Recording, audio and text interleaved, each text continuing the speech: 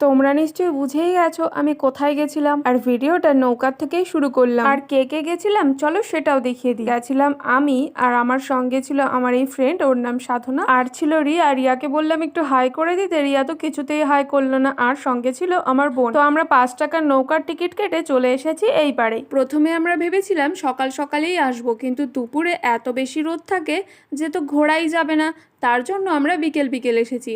আর এসেই প্রথমে খেয়ে নিলাম এই মটকা আইসক্রিমগুলো।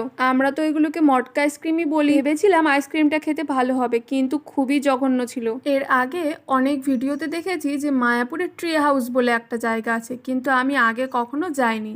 আর আজকে সেই ভিডিও দেখেই চলে আসলাম ট্রি হাউসে। জায়গাটা ছিল বেশ ভালো, শান্তশিষ্ট মনোরম একটা পরিবেশ। তোমরা যদি চাও তাহলে যেতেই পারো। গঙ্গা পার হয়ে মাত্র 2 মিনিটের হাঁটা পথ। আর এইখানে দেখো ছোট্ট একটা মন্দিরের মতো ছিল, ভেতরে পুজো হচ্ছিল। ট্রি হাউস বলতে